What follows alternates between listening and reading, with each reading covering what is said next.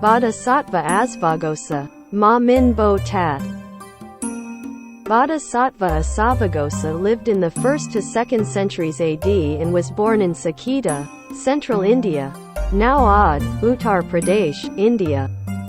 Because what he said can move the horse to the point of weeping and neighing without thinking about eating, so he is called Asvaghosa, unable to make the horse cry. Life story. According to the traditional biography of Asvaghosa, which was translated into Chinese by Kumarajiva, and preserved in that language, he was originally a wandering ascetic who was able to defeat all comers in debate. He challenged the Buddhist monks that if none could meet with him in debate, they should stop beating the woodblock which signaled to the people to bring offerings to them. No one there could meet the challenge, so they stopped beating the woodblock. However, in the north, there was an elder bhikksu named Parsva at the time, who saw that if he could convert this ascetic, it would be a great asset to the propagation of the Dharma, so he traveled from northern India and had the woodblock sounded. The ascetic came to ask why it had been sounded. Though thinking the old monk would be unable to debate with him, he accepted the challenge. After 7 days, the debate was held in front of the king, his ministers, and many ascetics and Brahmins. The loser agreed to become the disciple of the other. They agreed that the elder Parsva should speak first.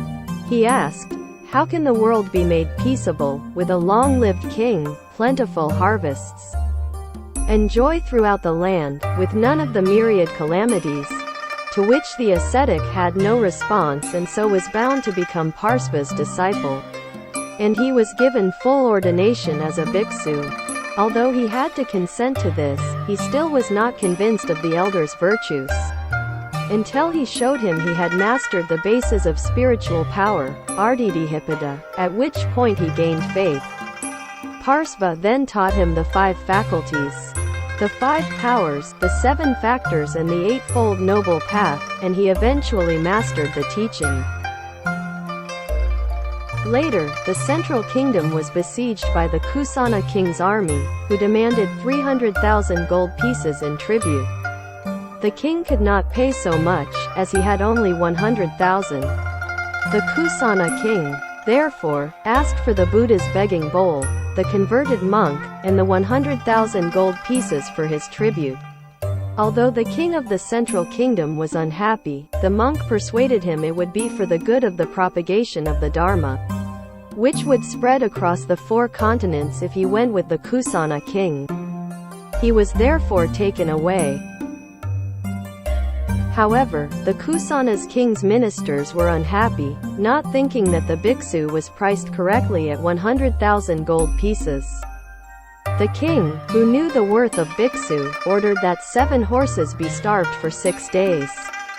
The king then made an assembly and had the bhikksu preach the Dharma. Even the horses, whose favorite food was placed in front of them, were entranced by the teaching of the monk and listened intently. Everybody was thereby convinced of his worth. He was then granted the name Asvaghosa, horse cry. He traveled throughout northern India proclaiming the Dharma and guiding all through his wisdom and understanding. And he was held in great regard by the 4-fold assembly, who knew him as the son of merit and virtue. Encourage people to attain rebirth in the Pure Land. He was the author of The Awakening of Faith in Mahayana.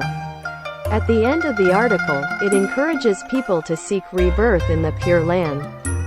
The treatise says, all living beings grow up in this filthy and evil Saha world should be afraid that they cannot meet the Buddha Tathagatas often. They should pay homage and make offerings in person. Those who are worried that they cannot achieve confidence in Mahayana Buddhism, and may fall back on their bodhicitta, should know that the Buddha has an extraordinary Dharma gate of convenience, which can save and protect sentient beings' faith on the Bodhi path, that is, the cause of single-mindedly being mindful of Amitabha Buddha. One can vow to be born in the Pure Land, often see the Buddha Tathagatas. forever transcend and be away from the suffering of the evil paths. Like the sutra says, if there is someone who single-mindedly recites the name of Amitabha Buddha, and also transfers the merit of all their blessings and good roots towards vowing to be reborn in the Western land of ultimate bliss, then they can be reborn in the Western Pure Land. Because they can see the Buddha often, they will ultimately not regress on the path of Bodhi. If they can visualize the true Dharma body of Amitabha Buddha, to constantly cultivate and contemplate diligently, they will definitely be born in the land of ultimate bliss. This is because contemplating the true Dharma body is the reason for never regressing.